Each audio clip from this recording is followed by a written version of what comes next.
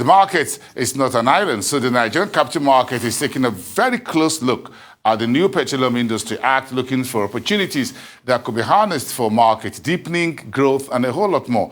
So we've got experts in the oil and gas, corporate law, banking, and related industry today chatting to the Petroleum Industry Act at the first plenary of the CIS conference. Take a listen. What we've decided to do in Nigeria is that we are going to use gas as a bridge fuel in Nigeria. So we're going to promote gas because we have gas in abundant quantity. And we know that gas is cleaner, than oil. And so we're trying to see how we can monetize our gas. And that is where there is emphasis, right, on gas infrastructure, midstream infrastructure, how we need to develop our midstream, right? So in a way, it does, focus on ESG. Now, but when you look at the ESG agenda of all the countries in the world, now everybody is racing to net zero emission by 2050. And I did say that Nigeria also has a commitment to get to net zero by 2050. Now, there's a difference between you making a promise as to what you want to do and your ability, right, to actualize that promise. We've seen from what is happening in Russia, in China, and Europe and Canada, that the transition to clean energy should not be sudden. It has to be gradual. Now, everybody is focused on renewables, but one thing that everybody seems to have forgotten is that renewable is heavily dependent on weather. If the weather is not good, your wind speed will slow down, which is what we found in the UK, right? They don't have, alternative, resource, right? Because they've shut down their coal plants. The same thing in China. They shut down their coal plants, and they found out that most of the factories are closing. Now they've had to reactivate that. In fact, China has extended their net zero emission target to 2060. So when you look at what is happening, the same thing in America, right? So, everybody is kind of walking back on their targets. So I think the clear thing is that green energy or clean energy is here to stay, right? But it has to be a gradual process. But let me quickly add that Nigeria also is committed to this, and we've done a lot in the area of clean energy transition. The only problem is that government has not been, good enough, to explain what they've done. We've had the green bond, that is focusing on, on projects that supports the environment, right? We've had mass transit. We've been doing afforestation. This is one area that the Ministry of Environment really needs to engage with people so that people can get to understand what the government, is doing in the area of green energy. But as far as the PIA is concerned, the focus is on development of gas to be able to industrialize Nigeria. If you look at the last 2 years, this is something NNPC has taken on as a process. But before you even list as an institution, there are a lot of things that you can do. So you can go to the capital market, you can raise funds in the capital market. By the time you're full on your debt, then you think about even going into equities. So I believe that in terms of a step, the NOC should take a gradual process, look at raising funds from the capital market, and by the time the market gets comfortable, we're quite clear on how they are run. We're quite clear saying that it's profitable. Listing them becomes not a challenge at all.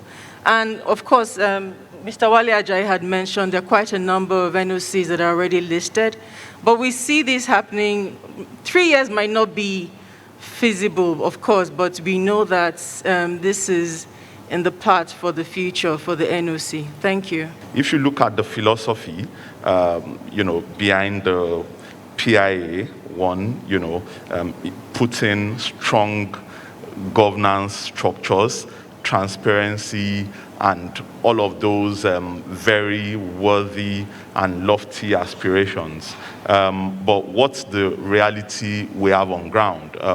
The reality we have on ground is that at about the same time, our major partners are making very, very heavy divestments. So does it then mean that there's some sort of gap? So I'll relate it to the issue of tax holidays. Chapter 4 of the PIA is quite clear as to the aspirations of the fiscal regime, particularly to encourage investment to build a framework that encourages investment in the Nigerian petroleum industry and also to expand the revenue base of government. So on paper, tax holidays are good frameworks to encourage investment, which fits into the purpose of Chapter 4 of the PIA. So it's not disaligned with the PIA. And in the circumstance that government wants to encourage investment, it makes a lot of sense in the circumstance that tax holidays should be given. And what this does is it defers government earnings, because when you have massive investment because of tax holidays, I mean, it's for instance the arguments on VAT and fiscal federalism, and at the end of the day, when government now starts charging taxes, and if you look at it, there's a stiffer penalty regime, an increase of about 1,000%. So at the end of the day, I think it actually makes a lot of good sense. It's good business decision, but whether that philosophy will transform to tangible gains in reality is a completely different question altogether.